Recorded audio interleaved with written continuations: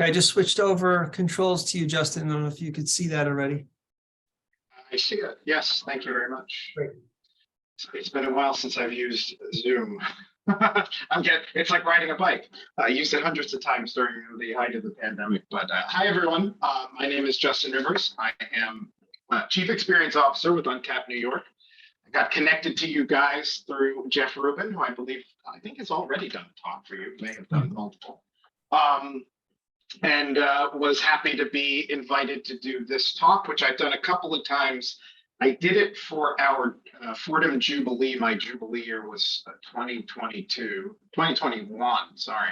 And of course, that year we were all virtual, which was disappointing. I do hope we have some Rams here, some people who are Fordham alum, but of course, Fordham's story is a lot of the Bronx story as well. So what I'm going to do is share my screen and my presentation. And yeah, please have questions ready for me at the end of this. We're going to try to cover a lot in a short amount of time, about an hour. But hopefully we'll get the whole story of Rose Hill. I am only talking about Rose Hill, obviously, because you are a East Bronx Historical Society. I actually have a separate talk for Lincoln Center, but it's a whole different beast. All right, so I'm just going to get right into it. As the building that you see here, first of all, the green field that you see in front of you is Eddie's Parade. Eddie's Parade, well, I'll give you a little bit of the history of it as we go on when we talk about the ROTC's presence at Fordham, which is still very much active. But that building in the for those of you who don't know, that is Keating. Keating, sorry, if there's applause, it means I'm admitting somebody.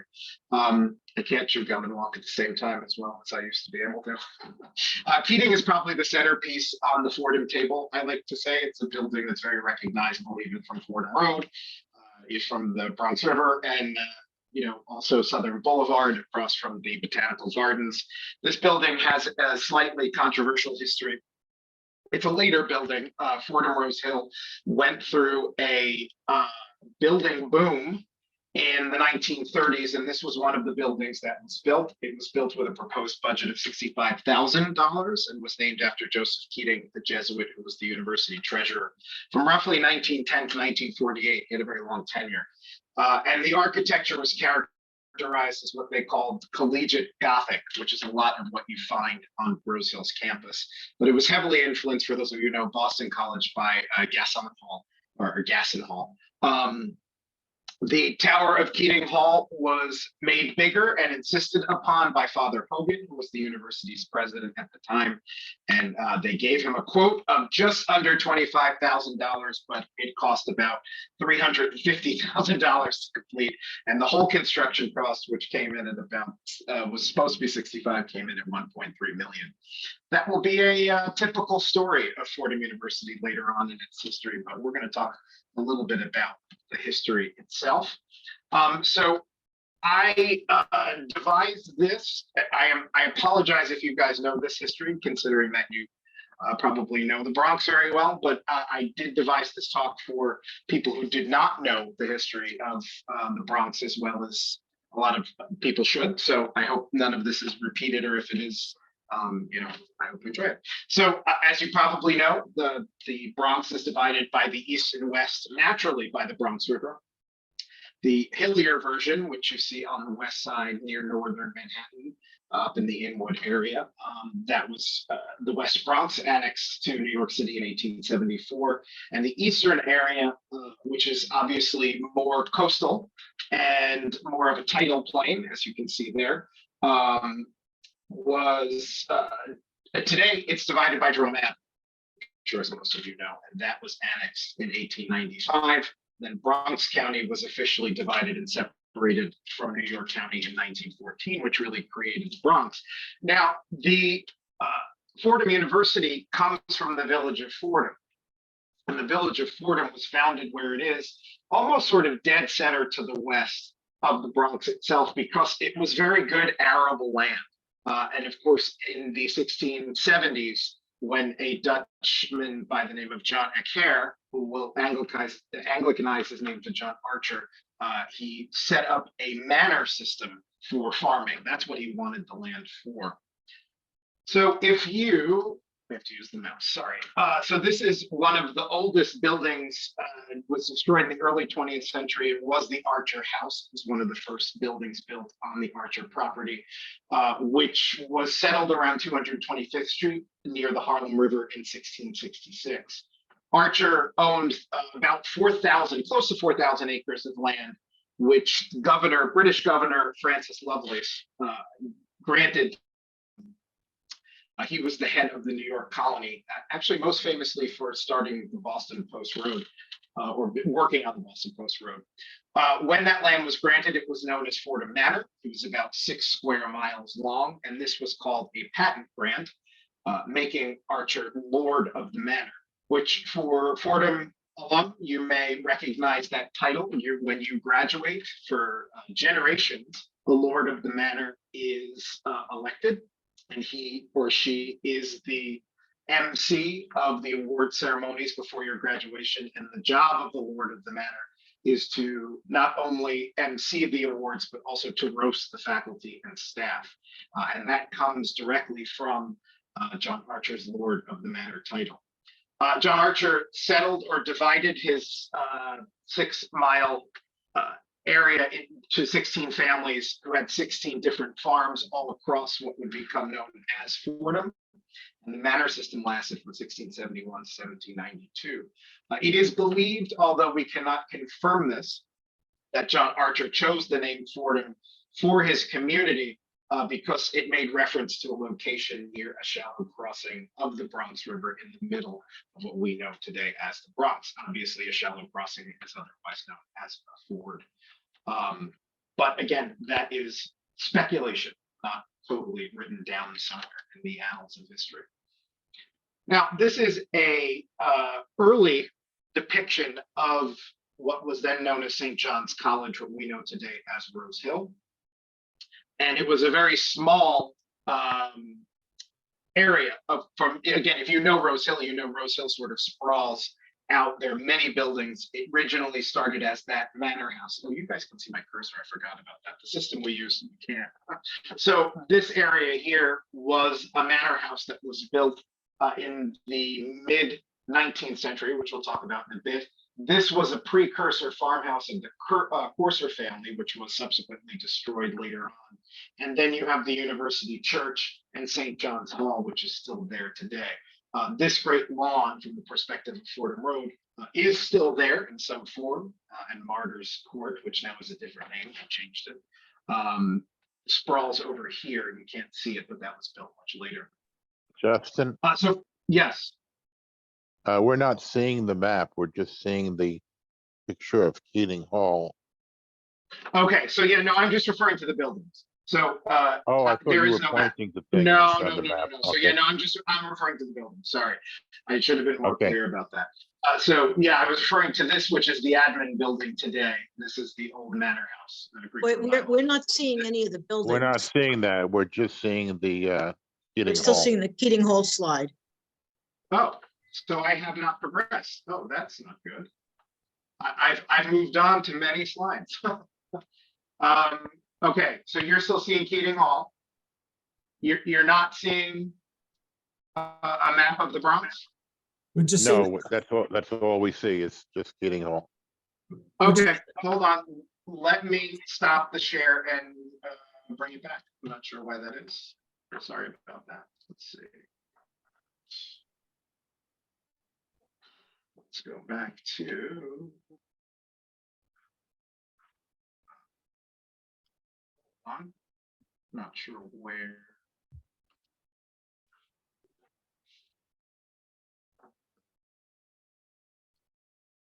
Okay. Are you seeing it now? yes. Yes, Okay. All right. Not sure why that was. All right. Sorry about that. All right. So this was the map I was showing you about the east and the west Bronx, the hilly section being the west, the east being the more tidal marshland. Sorry, I have no idea we weren't progressing. That's not good. This was the Archer House, which, as you see under the exclamation, which I did not talk about, was also known as Delancey headquarters. The Archers married into the Delancey family. The Delancey family were a big British family from Manhattan who left, were forced to leave New York after the Revolution because of their loyalist ties.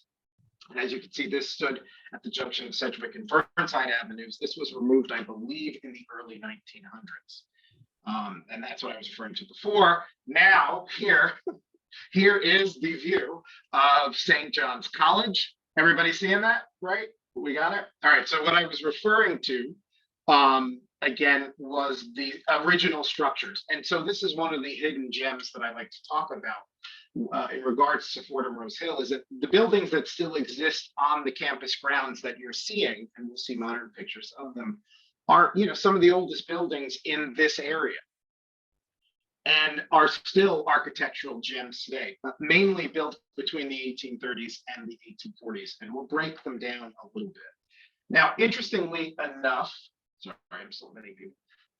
From the 1690s, this area, which is known as Rose Hill, was the farm of the Courser family. The Courser family had a deed or a grant from the Archers to farm in the middle of the Fordham village community.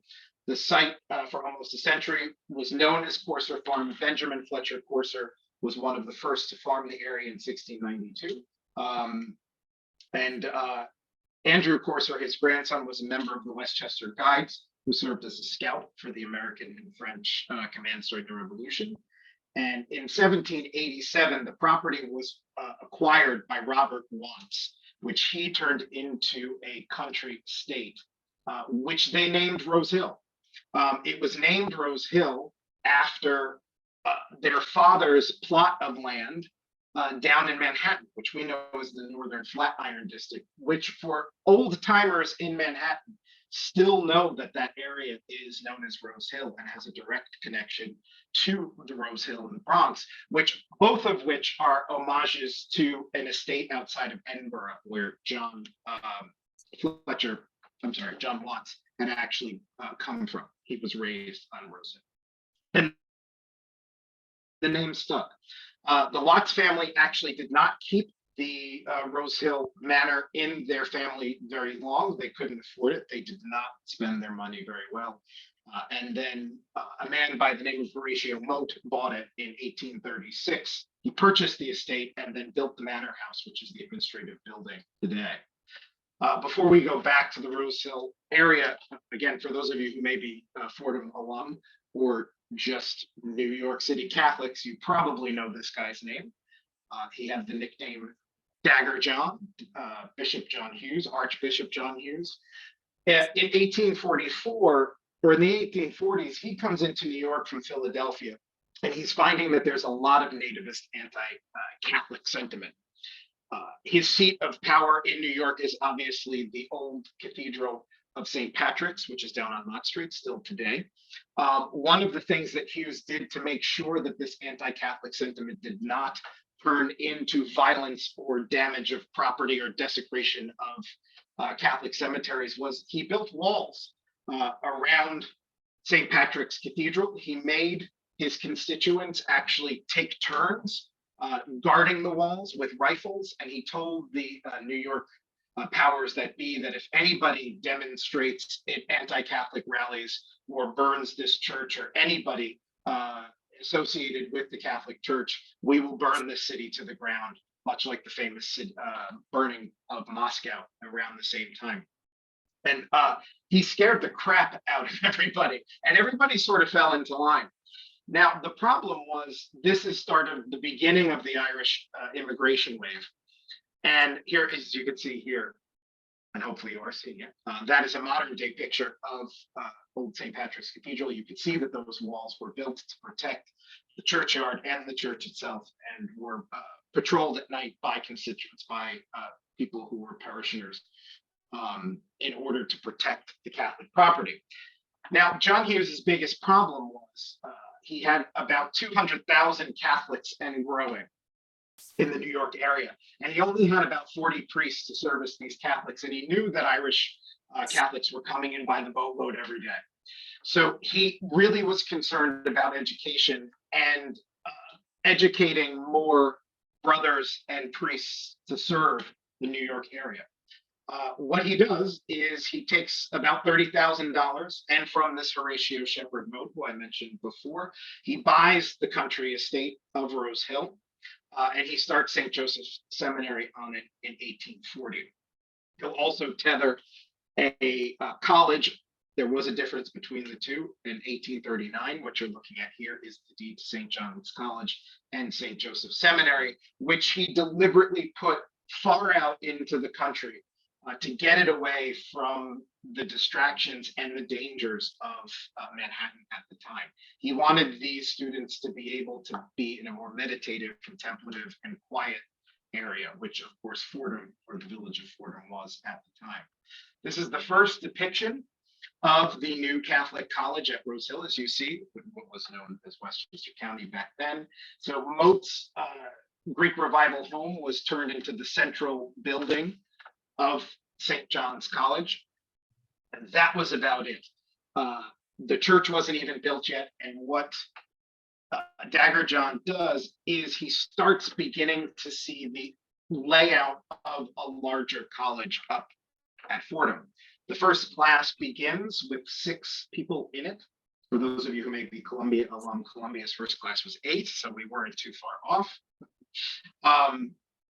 The seminary was paired with St. John's College, and the first day of classes was June 24th, 1841, the feast day of St. John the Baptist. The first president was Reverend John McCluskey, who later became Archbishop of New York and was the first American cardinal, by the way. And he was the first president to bring in lay instructors. So it was a mix from the very beginning of secular priests and lay instructors, which was not typical for the time, but necessary. By the way, I'm mentioning these men's names like McCluskey, like Hughes, there'll be others. Again, for those of you who went to Fordham, you may recognize these names because they are immortalized in buildings and halls on the campus. And there was the converted Rose Hill Manor into the main academic building. At the time, a beautiful sepia colored postcard. And all of the main classes of St. John's and then later Fordham's were conducted here for the first 2 decades of the university's existence, or college, I should say. The original St. John's curriculum consisted of a junior division, which was a preparatory school, required 4 years of study in Latin and grammar, literature, history, all the basics, mathematics and religion. And then there was a senior division, which was considered the college, which required 3 years of study, and that was more poetry and rhetoric and philosophy. This is a picture of a lecture hall inside the Manor House. And there it is today. It is still one of the nicest looking buildings. It is the oldest looking, the oldest building on the campus. And it is now used as the administrative center for all of the powers that be at Fordham University. That's where the president sits. There are 1 or 2 lecture halls in there, but it is mainly for administrative offices today. The building that I really enjoy talking about, which is actually coming up, but I lived here. So this is St. John's Hall. St. John's was the first dormitory. It was completed in 1842. The year after, Hughes is going to recruit a group of French-born Jesuits from St. Mary's College in Kentucky, headed by Father Augustus Thebaud. There is a Thebaud Hall on Rose Hill. And with the arrival of the Jesuits that year, the Jesuits were even at that point traditionally associated with intellectual and educational endeavors. So at that point, St. John's College could confer degrees and diplomas on students. And that was important, obviously, for the college itself. St. John's is still there. It's been tethered, as you'll see in this next picture, to 2 other buildings that were built to mimic it, which were built in 1930. And that is a dorm called Queen's Court. That's the building on the left side. I lived in Queen's Court. I lived in Bishop Hall, which was the center connecting building, which I'll bring up a little bit later. And then, of course, the University Church, which was built right around the same time that St. John's was completed. So St. John's, again, hopefully you're seeing my cursor.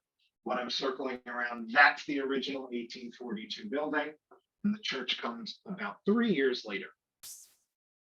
We are going to take a little detour to this little building, which is the second oldest building on the site, which for those of you who know Fordham's recent history is Rodrigue's Coffee House.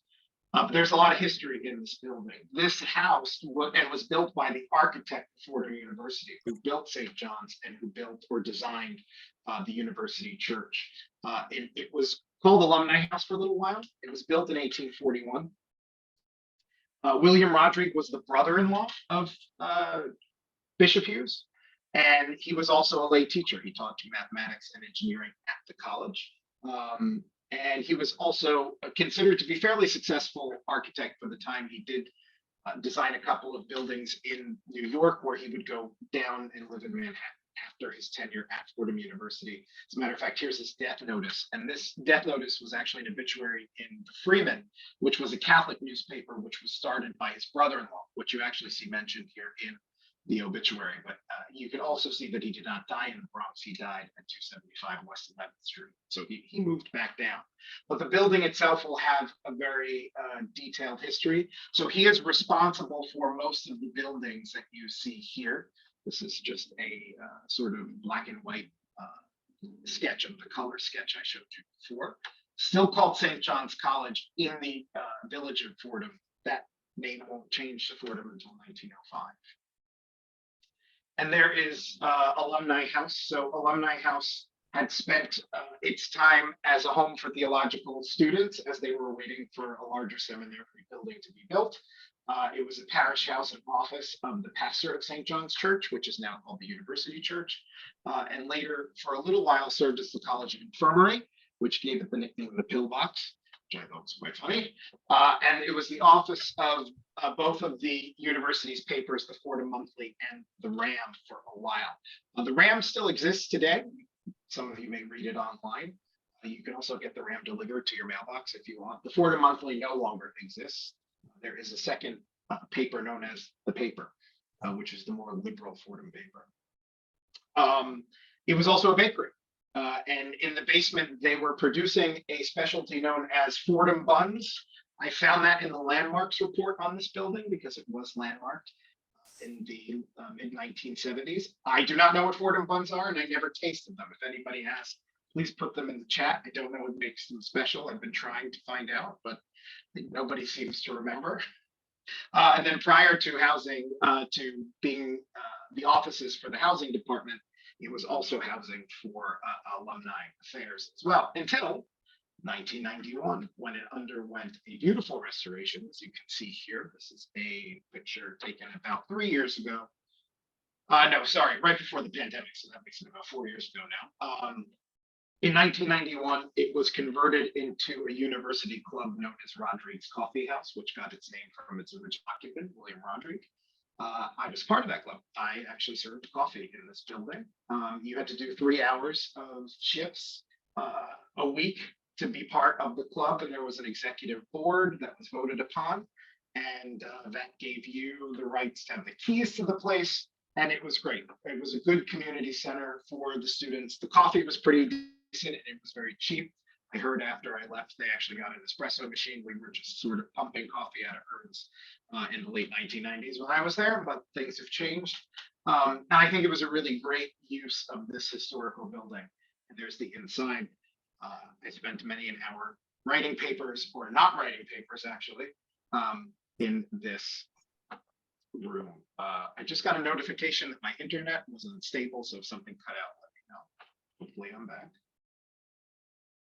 The other building I want to talk about before we move on to the next topic is the University Church, which is always worth a stop if you're on the Fordham University campus. It was completed in 1845, so it was the last of the early buildings to be completed. It was a seminary chapel and then became a parish church for the surrounding farm, so it was used by the public. The church was designed in the 1840s by Rodrigue, but it was built by Reverend James Roosevelt Bailey, who was the third president of the college and the nephew of St. Elizabeth Seton, first American saint, and cousins to Franklin and Theodore Roosevelt. So he had a pretty nice pedigree. Roosevelt himself, he responsible for the church. This is a A way back when picture of the interior, for those of you who have been in there recently, you know, it doesn't look like this now. It was too small. As the Catholic populations grew in the area around Fordham, the church was not able to accommodate upwards of the 1,200 people who wanted to attend services there weekly at the time. So in 1929, they expanded the capacity and renovated the interior to be able to fit 1,200 from the original 400. Other major changes were made, including they added 2 chapels onto the side of the church itself. This is what it looks like after the renovation, and it's really what we know today of the University Church. In 1941, Cardinal Spellman, Francis Spellman, one of the most famous cardinals in recent history, offered the church the old altar from St. Patrick's on Fifth Avenue. The altar was originally made when St. Patrick's opened a couple years after in 1879, and the university gladly accepted the gift, and it is still the altar that is there today. It's a little different, but that is what the interior of the church looks like today. Really interesting, the stained glass windows, which are truly beautiful, and I did not know this while I was a student at Fordham. I wish I did. The 6 windows that line the nave were originally gifts of King Louis Philippe of France to Archbishop Hughes for Old St. Patrick's Cathedral downtown. But when they got delivered from France, the problem was they didn't fit in the window of Old St. Patrick's. So Hughes basically packed them up and sent them up to the Bronx, and they were given to the seminary chapel.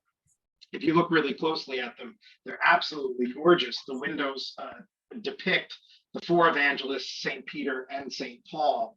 They were created in Sèvres, France, by a workshop that was renowned for starting the early Gothic revivals in the mid 1800s. And they really are a beautiful example of 19th century realism in windows. They're really just something to appreciate when you walk in there, even if you're not Catholic or religious, I think. So this plaque, which I used to see on a daily basis going back to my dorm when I was a freshman, basically tells you all the information I just gave you succinctly. But the thing that always fascinated me, being a young English major, was the line towards the bottom that says the bell in the tower, known since as old Edgar Allan, is says to have inspired Poe, a friend and neighbor, to write his celebrated poem, The Bells. Now, this is something that, again, is tied to a little bit of mythology. This is not directly noted in diaries or papers of Edgar Allan Poe. He didn't say the Fordham church bells were the reason why I wrote the bells, but he did live there at the time, and he would have heard the bells. And he was a regular guest at St. John's College. So the story behind that, of course, you all, I'm sure, know the Poe house, which we'll talk about briefly. In 1844, Edgar Allan Poe and his young wife, Virginia, who was also his cousin, by the way, moved to New York City, and it was Poe's second time in New York. And while they were living in Manhattan, he basically moved from apartment to apartment to apartment. He couldn't afford it. During this time, Virginia herself contracts tuberculosis. She gets very sick. So the idea behind Poe moving north was that if he got her out of the city and into the country air that Fordham sort of promised, deep in the forest, it would make her final days more peaceful, or maybe even improve her condition. She actually lived for 3 years in that cottage. So he moved the family out there to the small, I think it's 3 rooms, shingled cottage in the woods up the street from the university. Now, there's a depiction of it. At that time, it was, I'm wrong, I'm sorry, it's a 6-room cottage. It was built in 1812, and it was a workers' housing for farmhands of an earlier farm before Poe got there, and he rented it from landowner John Valentine. For those of you who know the area well, you may recognize Valentine Avenue. That's very correct, because that is very close to the Poe house itself. And his rent was $100 per year, which was actually very expensive for the time, especially considering that he had sold his famous poem, The Raven, which is probably one of his most famous works, for a flat $8 fee and never made royalties off of it. Poe was very bad with money. He was always scrapping by. He could not afford to live here, but he tried desperately to keep up the rent at this cottage. This is one of a very early photograph. He cared for the ailing Virginia, who would die 3 years after he moved in. And he did write a lot of his celebrated work, including the bells and including Annabelle Lee at this cottage. He also wrote a short story, which did not become very famous, which was about the cottage itself. And the cottage was sort of a main character in the story, which was not very Poe. It wasn't a dark and scary sort of, Gothic tale. It was actually a very contemplative tale, much more modern than you would think from Poe. So after Poe's death in 1849, the cottage changed hands a couple of times and then fell into disrepair. And as the sort of countryside of the village of Fordham turned more into an urban area for the urban middle class, upper middle class, by the way, the people moving in saw it as an eyesore and wanted it removed. So in the 1890s, there was a plan to basically wipe it off the face of the Bronx, but the New York Times put together a petition to save it, and they wanted it preserved. They said that basically the home of this author and poet keeps his memory alive, and they said, quote, "The personal facts, the actual environment, the things he has touched and that have touched him are part of the great poet's wonder work, and to distort them or to neglect them is to destroy them entirely." Well, they were so persuasive that, of course, they did get the house saved with the caveat that it be moved. So they created a park about a block away from where the house originally was, which is known as Poe Park. And after a lot of arguing back and forth between the current owner of the house at the time, they finally did move the Poe house to Poe Park, where it is today. There was a really beautiful restoration done to, there we go, the Poe House Museum. As I'm sure a lot of you know, or maybe even had talks or had heard, that the Bronx County Historical Society runs the House Museum in conjunction with the Historic Trust for New York City. It is obviously a registered landmark. And in 2011, they restored it and built this very interesting looking visitor center, which was designed by Toshiko Moore Architects to look like the Raven. As you can see by the butterfly roof and the black color behind it, it is supposed to symbolize the, or as they said, the avian harbinger of doom, which is a very dramatic way. I will say that being a teacher in the Bronx for a while, after living in the Bronx, I worked at multiple Catholic schools throughout the South and North Bronx for a while. Poe resonated very well with middle school kids, and he still had the ability to scare children, even in this fantastical sort of time period of horror movies and bloody, gory video games. Poe still was able to scare middle school kids in the Bronx. Another interesting fact, since I'm a transit nerd, that I think goes quite unnoticed by people around Fordham area, was that Fordham and the university itself really experienced a boom when New York's first railroad, although there were a couple at the time, the New York and Harlem Railroad, which was founded in the 1830s, started stretching its way up north from 26th and 4th Avenue to the Bronx. And Fordham was one of the first stops, 12 miles, as you can see here, outside of Manhattan, considered to be a bucolic stop on the New York and Harlem. And it really was very much a boom for St. John's, which will very soon after become Fordham University. And you can see embedded in this map where my cursor is St. John's College. We're actually going to talk about the cemetery in a little bit. Interesting story about that. And of course, the tracks right there, which to this day are now the Metro North, still run past Fordham University. But that's not the point. The point is, this was the original depot of the New York and Harlem on 26th and 4th Avenue in Manhattan, which will later become, as you can see by the signage, Madison Square Garden. It's the first Madison Square Garden, which was an outdoor amphitheater, which will become the second Madison Square Garden, designed by the famed architect Stanford White. That will be demolished and then turned into the New York Life Insurance Building, which we know and admire today with its gold roof. This is also what I like to tell people when I do my Grand Central tour, really the precursor to Grand Central Terminal. So eventually Cornelius Vanderbilt will buy up the New York and Harlem line and be forced to move the steam trains on North 42nd Street. And when he does that, he begins to stretch again up north. And this is a shot, a panoramic image of Rose Hill that was taken in 1916 that shows the New York and Harlem, which is to the extreme left here, and the L, which reached Fordham in 1901, the 3rd Avenue L.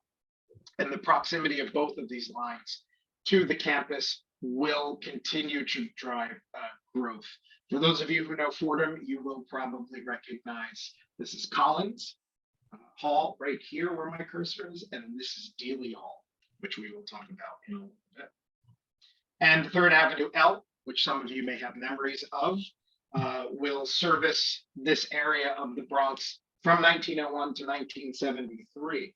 Fordham will be sort of the longest stay on of the 3rd Avenue L, which is demolished in 1973. Unfortunately, this is a view of it later on in its life, right before it sort of gets wiped off the map at Fordham Plaza.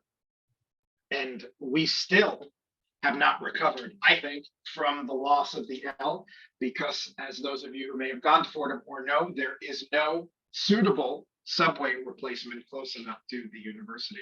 You have to hike it up Fordham Road to the D, or worse, if you have to go all the way to the 4, that's even further. Not a good scene for those of you who just want to jump on a train and get to Manhattan, which I did many, many times. We'll talk about what the university did to compensate in a little bit. But here we go again, Fordham Plaza. Now, this is the fact that I was wanting to get to, which is Fordham University / Fordham Plaza is the end of the line for Park Avenue. So Park Avenue starts at Grand Central Terminal and basically ends at Fordham University. So right here is really the end of Park Avenue. On the other side of Fordham Road, where the streetcar is coming in, that's Fordham University behind us. So when the New York Central was faced with having to electrify their entire train line because Manhattan in 1902 had decided no more steam anywhere in New York on the island of Manhattan. They decided to take this building, which was Grand Central Station. It's the only time you'll know it is Grand Central Station. They'll demolish it and replace it with what we know today as Grand Central Terminal. Now, at the time, the New York Central, here's just a good old map of the New York Central going past Bronx Park and the Botanical Gardens, and of course, Fordham University. But one of the marvels of the New York Central system is Park Avenue.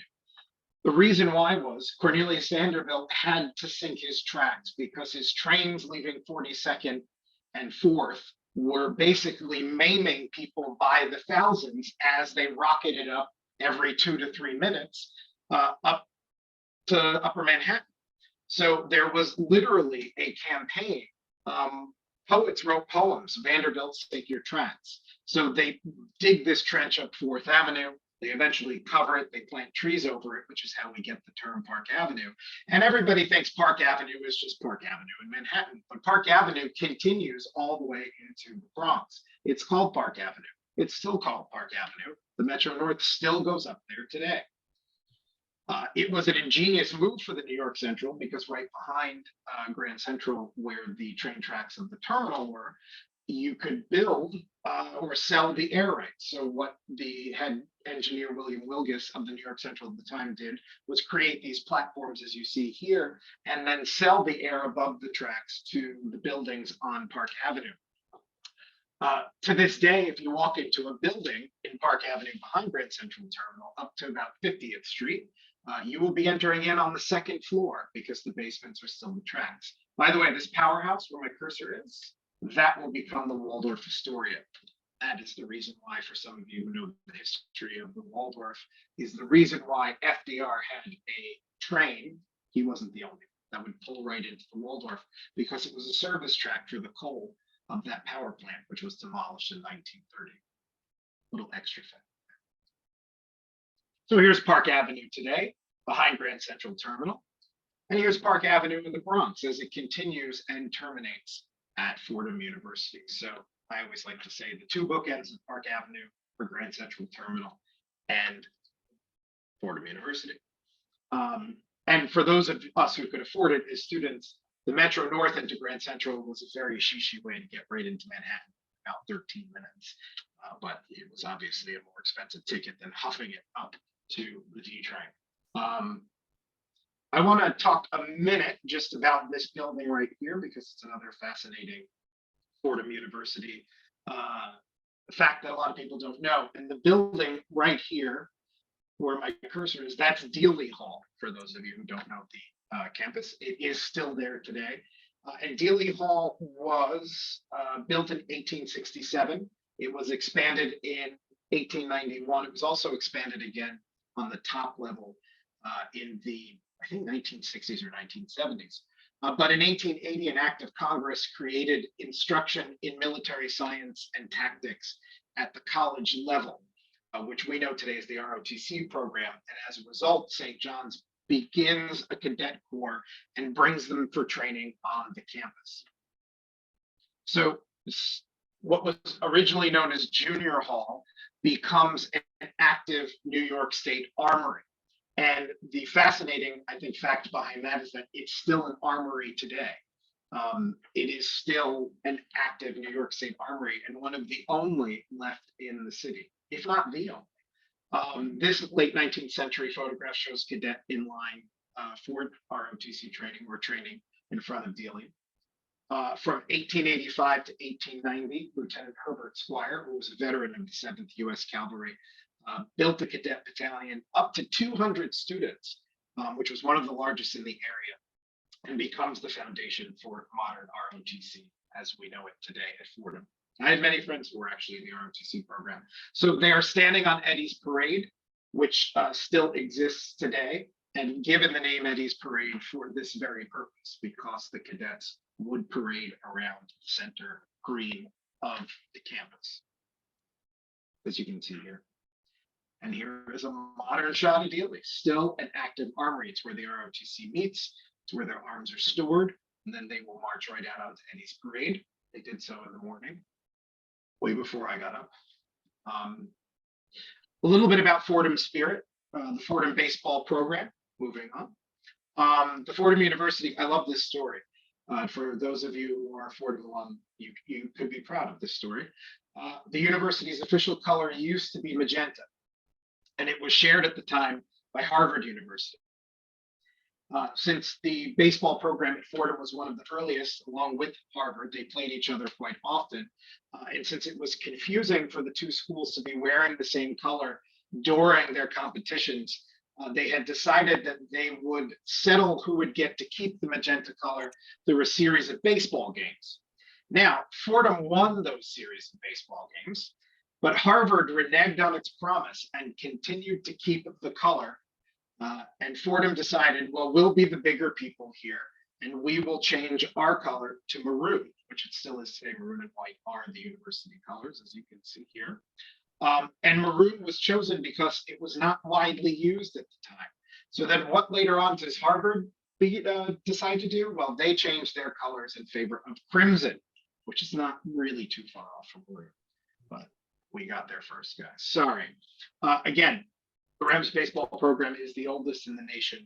It sort of gets eclipsed a lot by the football history of Fordham, obviously, because of Vince Lombardi. But it was the first college team to play the game according to the modern rules. And the program launched the careers of 57 Major League Baseball players, including Hall of Famer Frankie Frisch, also known as the Fordham Flash. Now, through this, we get our mascot, the Ram. We are known as the Fordham Rams. The Ram is seen all over the university. This Ram statue is at the entrance to the university on Fordham Road in Webster, right by the Metro North.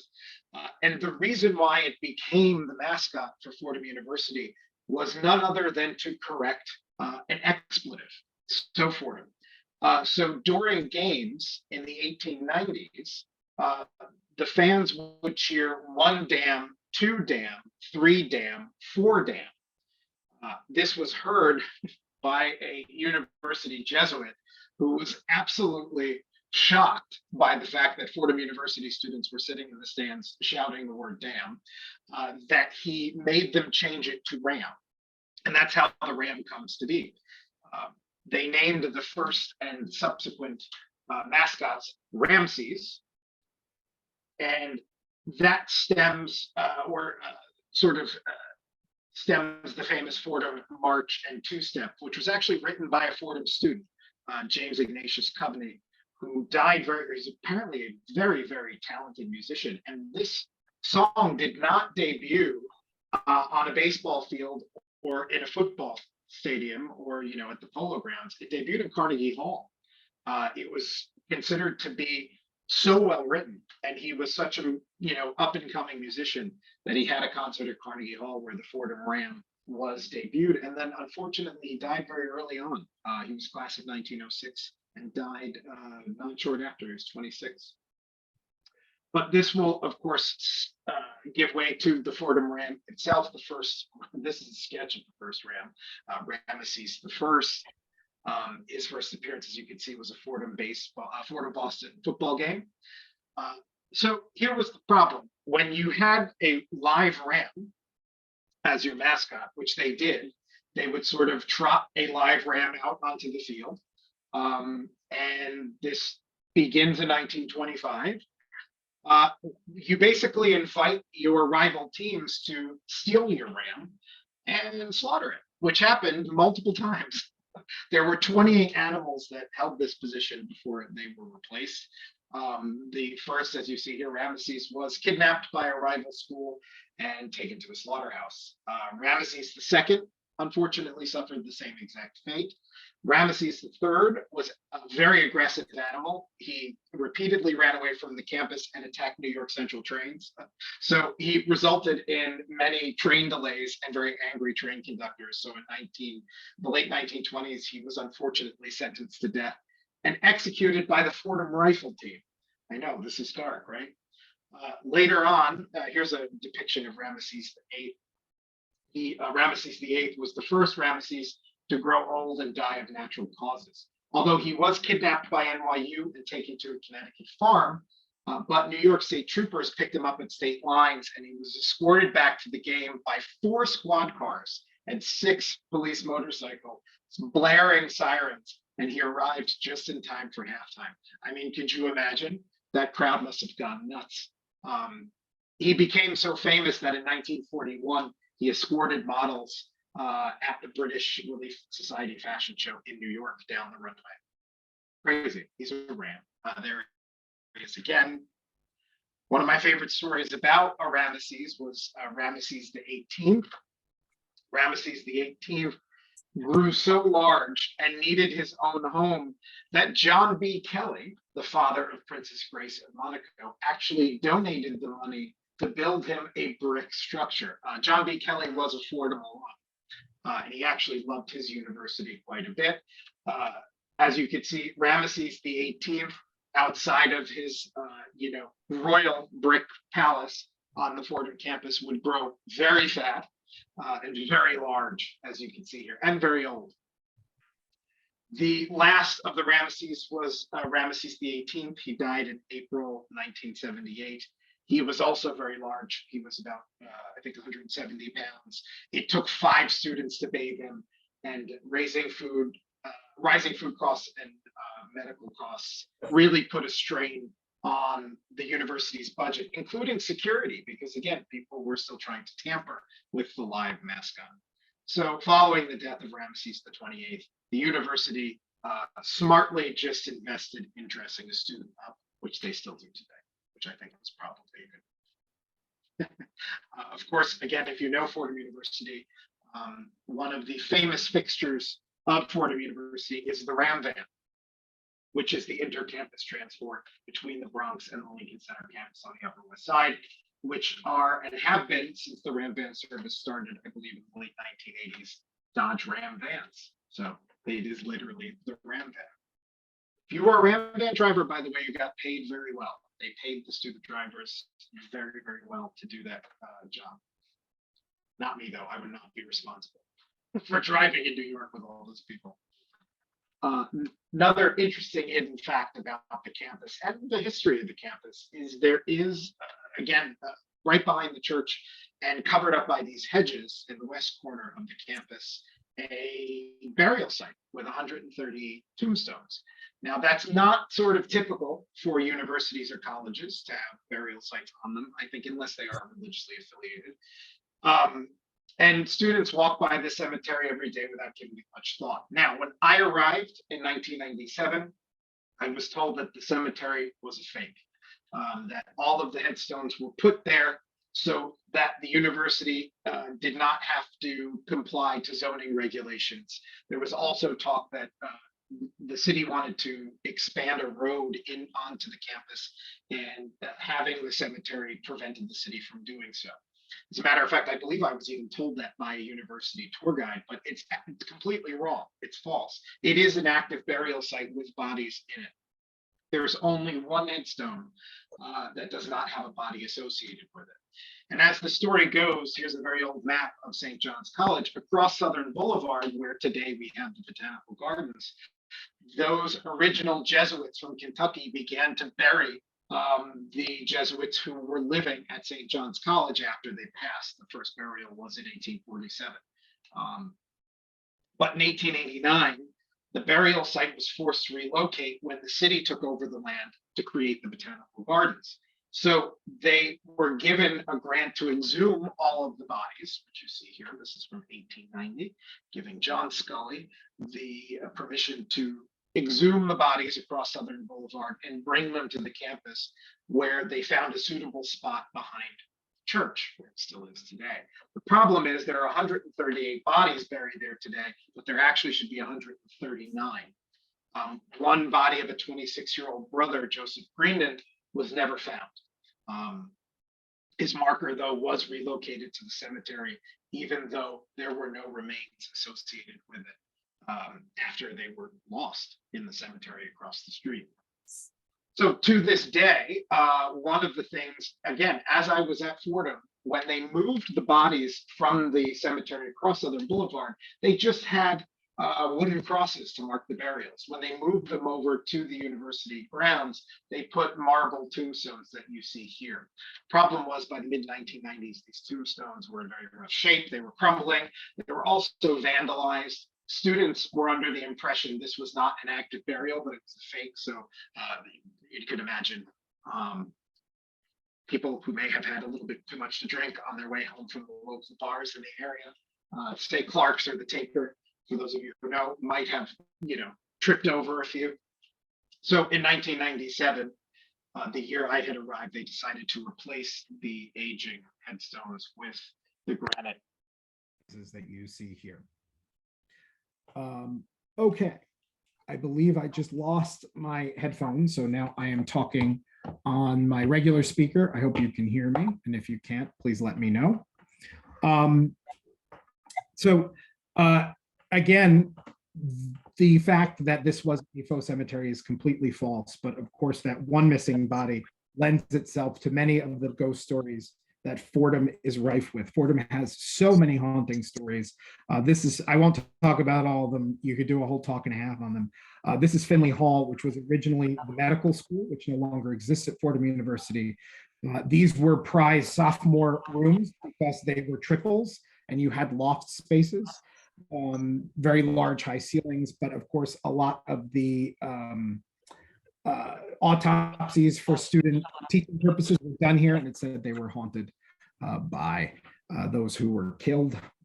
Again, sensational. My building, this was Bishop's of Queens Court. My window was right there. It's Bishop's 302. There was a story that I was told by the resident Jesuit who lived on my floor that in an early summer program, some of the students would move in a week or so before the rest of the students to do an early summer introduction to Fordham. He was under the impression that there was a girl down the hall. He heard her sort of crying and screaming out in pain one night. He prayed for her as he heard this, and then the next morning there was nobody in the room. There was nobody moved into the room. There was an empty mattress. There it is. It's really funny to have a Jesuit ghost story, but there they are.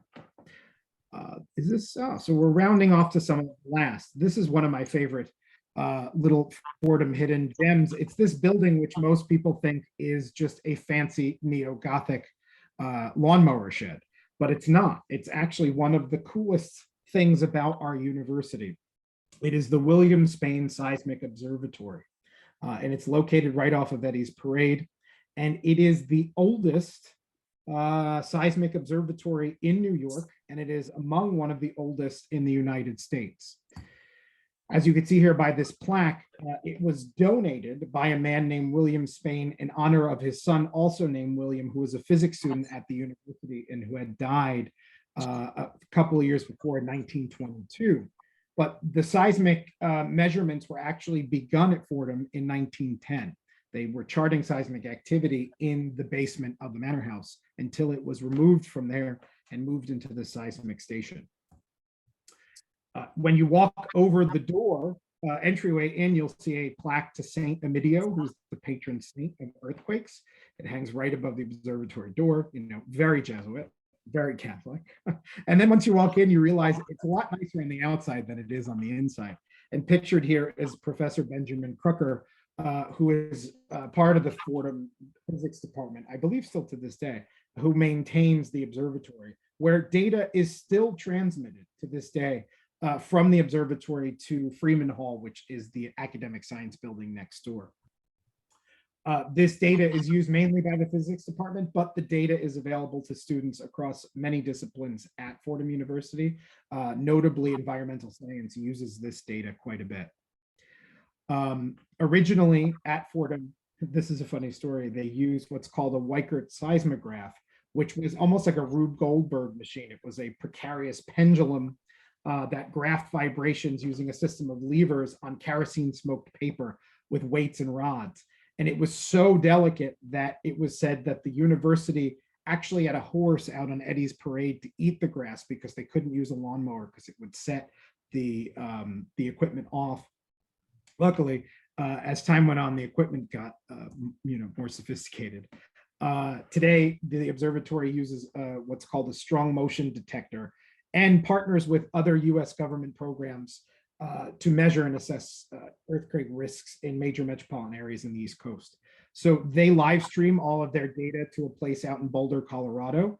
And they are also a member of what's called the Lamont Cooperative Seismic Network, which is a network of 21 other seismic observatories in the Eastern Seaboard that share data and also share equipment. They will send equipment to each other.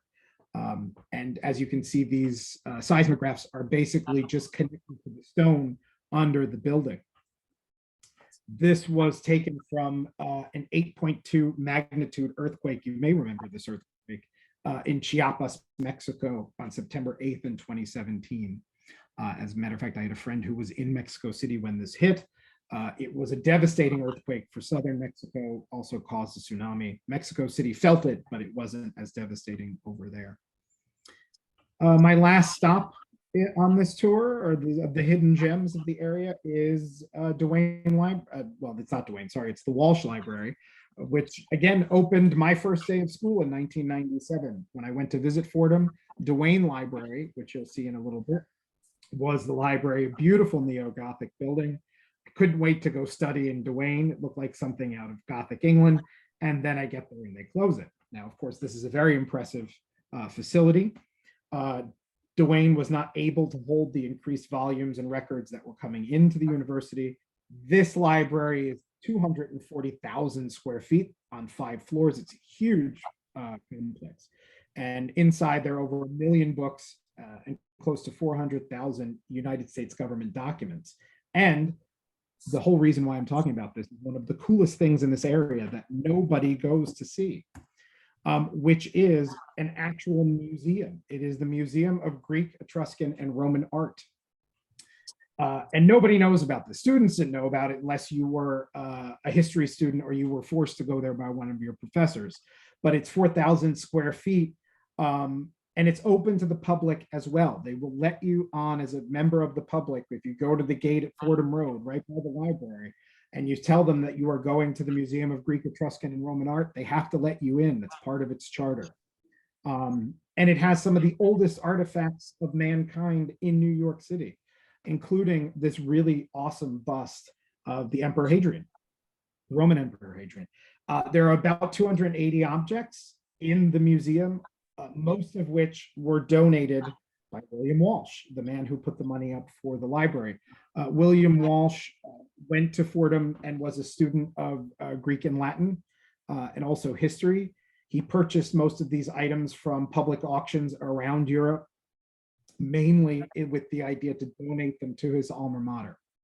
There's also a really interesting collection of coins, ancient Roman coins, which was found by a Bronx native soldier in a foxhole in Italy in 1944. When he came home, he donated them to Fordham, and now they're on display in the museum. Really cool stuff.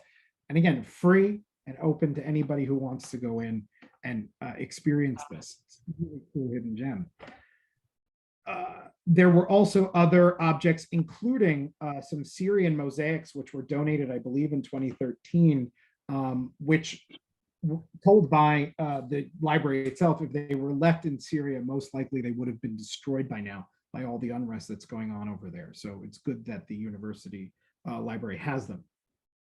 But that's not the end of sort of the cool artifacts you can find in Walsh Library. There's also, there it is, old Edgar Allan. That's the bell that was in the university church tower that reputedly inspired Edgar Allan Poe. They did bring it out on display a couple of years ago. It is in the storage downstairs. If you ask and make an appointment, you can see it, which is actually cool. But one of the greatest things are the original George Washington diaries from the 1770s, his time in New York. George Washington was a New Yorker for a couple of years during the Revolution, came back when New York was the capital of the country for a year. And what you're seeing here held in the hand of the librarian is July to August of 1776, I believe 1779.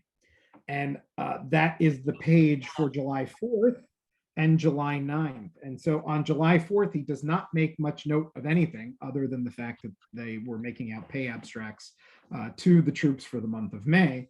But on July 9th, when the Declaration of Independence arrives to New York, and he, of course, orders it to be read to the citizens of New York in New York Common, which is City Hall Park, he notes that, quote, "We had been pleased to dissolve, the Continental Congress had been pleased to dissolve the connection which subsisted between the country and Great Britain, and to declare the United Colonies of North America free and independent states."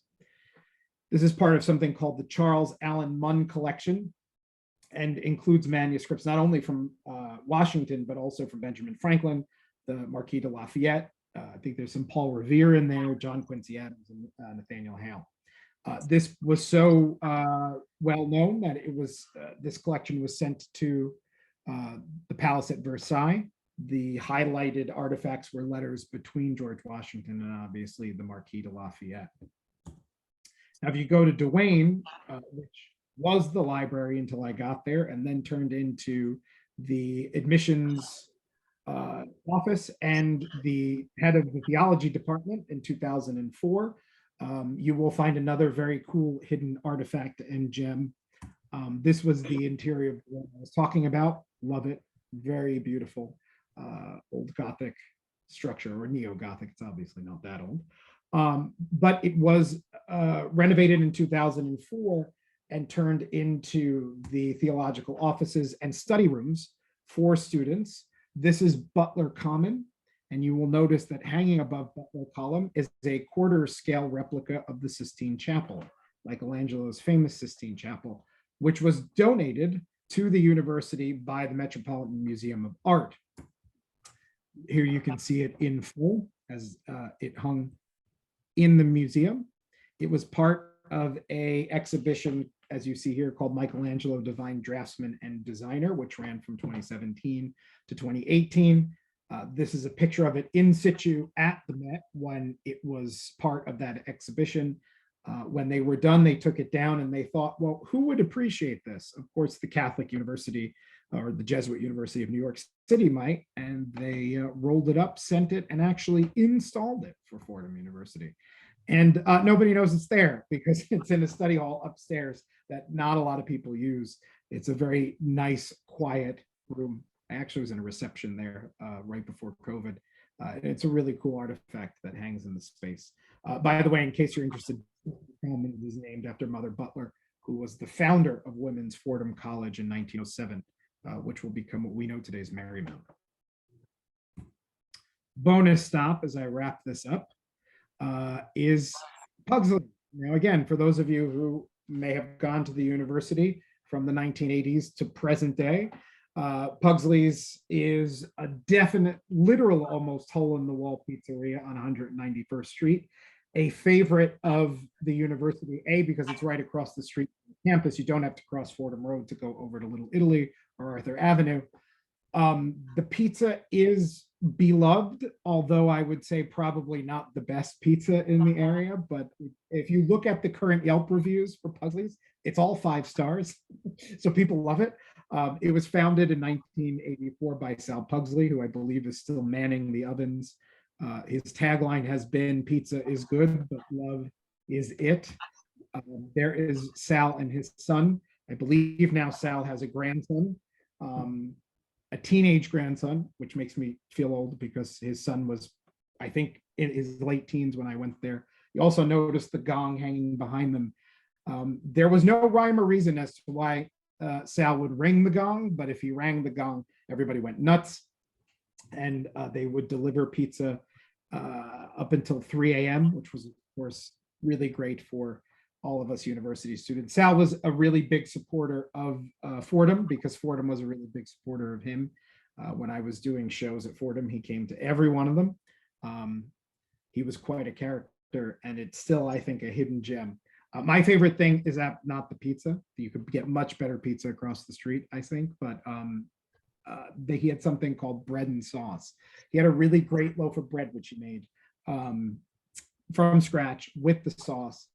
It came in a container with the dipping sauce, and I loved it. It was a great snack with what he called his wild salad. And what made the salad wild was a breaded chicken cutlet in it. So folks, that's what I got. This is my last image. It's a statue that sits right outside of the administrative offices today of John Hughes. John Hughes's sort of Dagger John spirit is very much alive in a lot of us Fordham alum. We hope to be gritty men and women of others. That's what the university did for us, I'd say. And that is my talk. I hope you enjoyed it. I ran a little late. I'm sorry, I tend to do that. But if you have any questions for me, please let me know. Be happy to answer any of them for you. By the way, while people are possibly asking questions, if you are interested in doing stuff like this more often or in person, Untapped New York is an online magazine. You can search us easily. We also have an insider subscriber program where we take New Yorkers around New York once a week to really cool behind the scenes locations. And we also do one virtual program a week if you are far afield or not out in the world. So you could check it out. That's our insider program for $15 a month. It's a lot of fun. You meet a lot of like-minded New Yorkers who enjoy New York history and sort of the undiscovered or rediscovered aspects of New York City. That's my plug. All right, I will go to the chat. Dorothy, I'm an alum and learned so much about my arm. Oh, great. Nice to have you. Annette, did Fordham sell some of their land to the Wildlife Conservation Society, which eventually became Bronx Zoo property? So it's actually very complicated land deals, which happened both with the Botanical Gardens and the zoo. The land for the Botanical Gardens was taken from Fordham by the state, but there were deals that were brokered that the Botanical Gardens actually had to pay the electric bills and other costs of Fordham University for 99 years. So we had, very funny, and Dorothy, I don't know if you went to Rose Hill or if you lived on Rose Hill, you may remember this.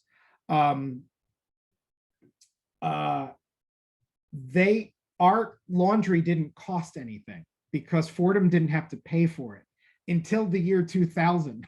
And then the state no longer paid the electric bills because of the land deal with the botanical gardens. So then we had to start paying for laundry. So much history happened while I was there, now that I think about it. The zoo was a different story. A lot of that land was acquired, but also there was land that was sold off because the original land grant or the deed was much larger than the university ends up having in modern times. So it was a little bit of both. Ray, please tell us more about the transition from St. John's. Oh, yeah, you know what? I'm sorry, I neglected to tell you that. It was 1905. So in 1905, they decided to uncouple the St. John's and St. Joseph's name and give it the name of the surrounding area to have wider appeal. Although the original mission of the the college, before it's a university, was to educate Catholic men. At the turn of the 20th century, they really wanted to start really opening up to New Yorkers in general. Women, I believe, are admitted in the early 1970s. I want to say 71. But when they changed over to Fordham, they became an accredited university in 1905. Sorry, I neglected to tell you that. Michael said, I've heard that Dagger John stored a cache of guns at Rose Hill campus in an event of self-defense.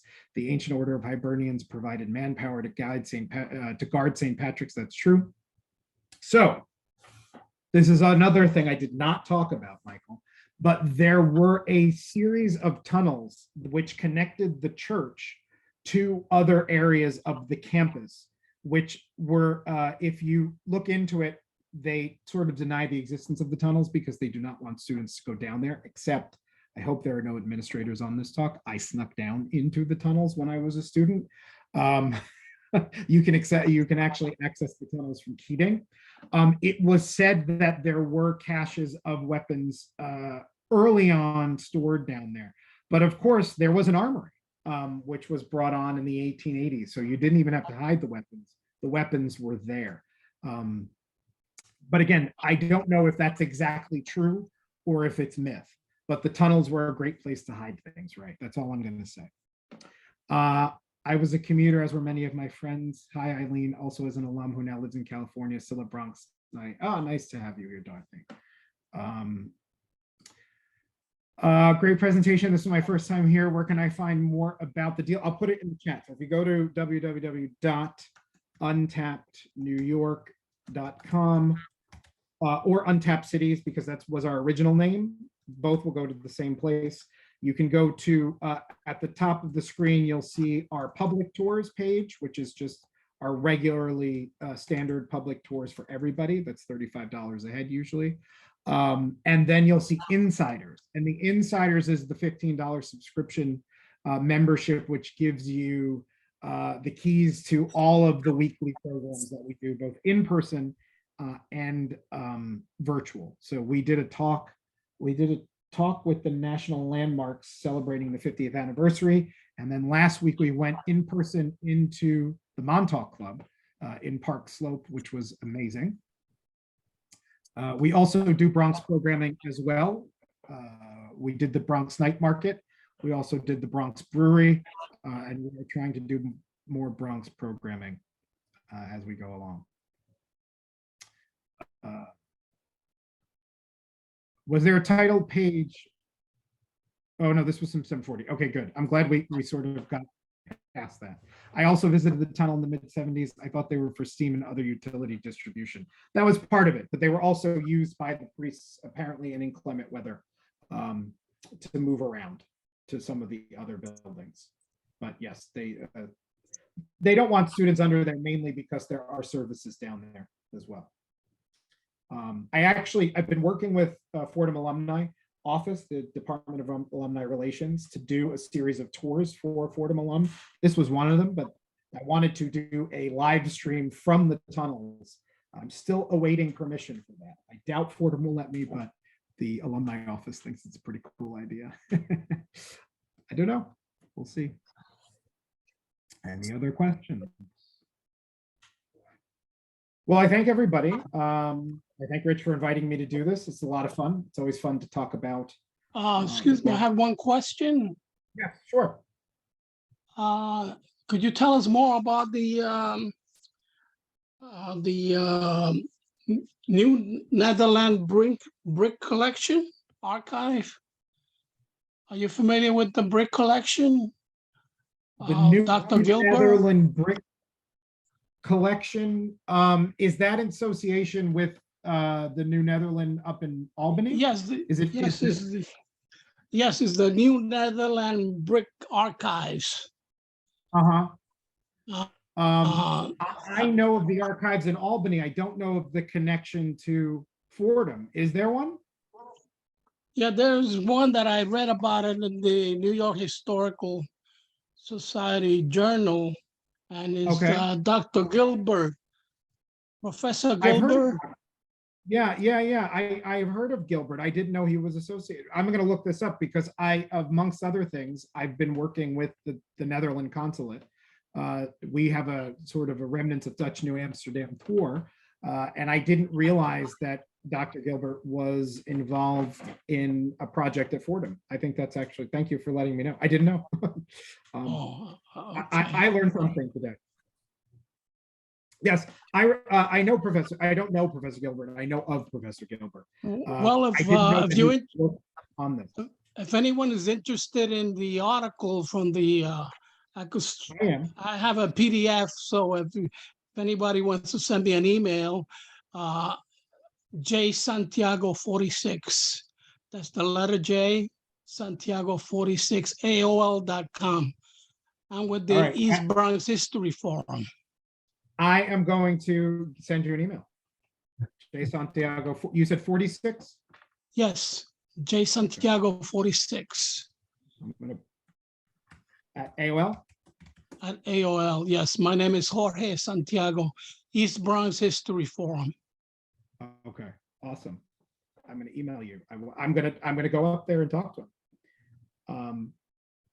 Excellent presentation, Justin. I'm writing down notes and it's just a lot going on. I mean, I went to Fordham myself as a graduate student for education at Lincoln Center, but I spent a lot of time at the Walsh Library from 98 to 2000 when I was as a graduate student. On my free time, so rather go down to Lincoln Center to study, I would just make my way, live in the Bronx to Walsh Library. Great campus, and one thing that I definitely remember, of course, the parade ground. I graduated from that when I got my master's, and the church I've been in, and the earthquake seismic observatory. I kind of walk past it every day, making my way to the library. So I kind of like that one really very much. So really a lot of information. I don't have any questions, honestly, because there's just so much that you went over, and I jotted down so much information, and I have no questions. You really were complete in this presentation. So